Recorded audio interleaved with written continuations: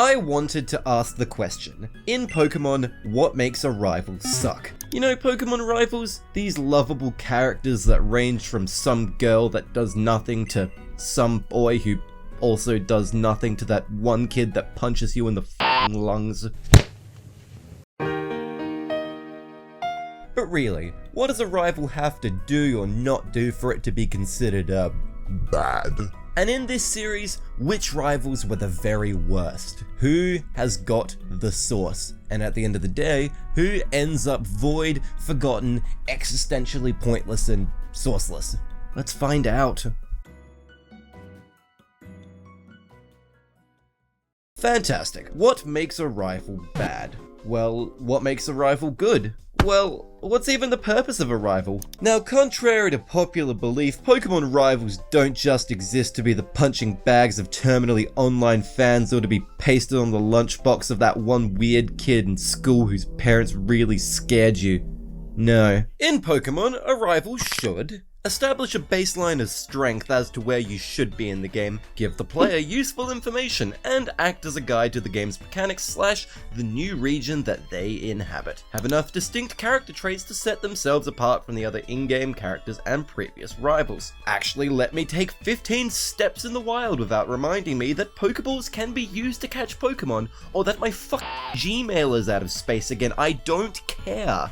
Exist in the region outside of the main character's perspective, and finish the game more developed than how they started, as in, they have an arc.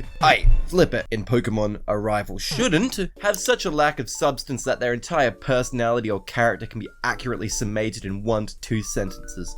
Accomplish nothing because they spent the entire game chewing on green crayons. Be just kind of annoying, or just be so functionally useless that half of their team could be flatlined by a very mild cold. Alrighty, tremendous. Now that I've created a pseudo-functional framework that only very vaguely encapsulates the incredibly subjective and esoteric concept of good or bad, allow me to get to the point of the video, what we're all here for. Bullying children. Yeah, I'm gonna be honest, I just made this video as an excuse to talk shit about rivals. Starting with the Generation 6 rivals.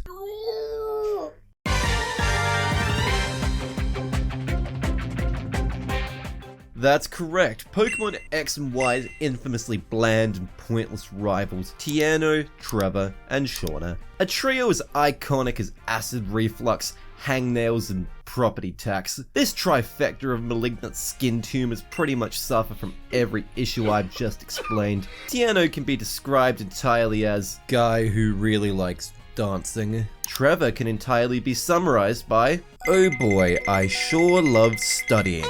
And Shauna doesn't even have a personality, or an arc, or any paper to stack. She's just like, wow, I'm sure glad I went on this incredibly important journey. They're like the Pokemon equivalent of a urinary tract infection in the way they just show up at seemingly random intervals just to annoy you.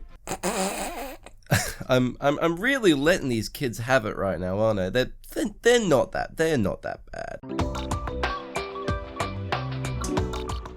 You fight all 3 of these rivals for one big last bash before the final gym in Gen 6, but it means nothing.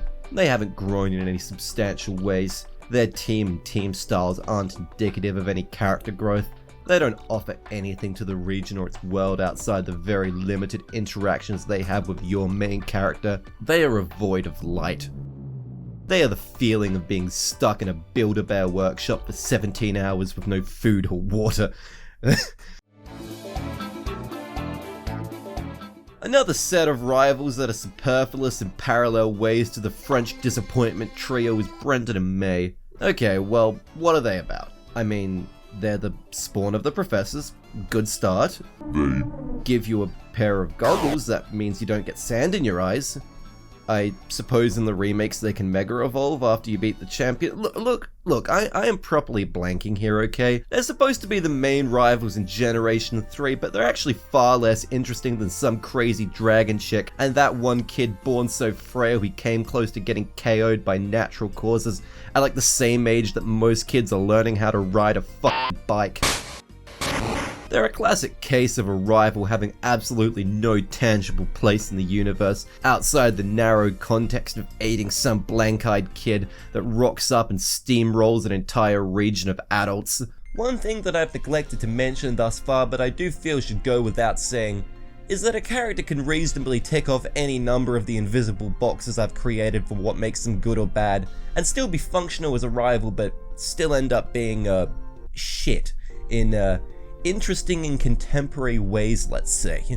Take Silver from Generation 2. Yes, this is my hill to die on, he sucks, I don't care. Silver is a strong rival who changes over the course of the game, and would exist without the main character, but it also seems whoever wrote this man's dialogue spent about a month locked in a basement huffing aerosol deodorant cans and spinning the first Limp Bizkit album on repeat endlessly.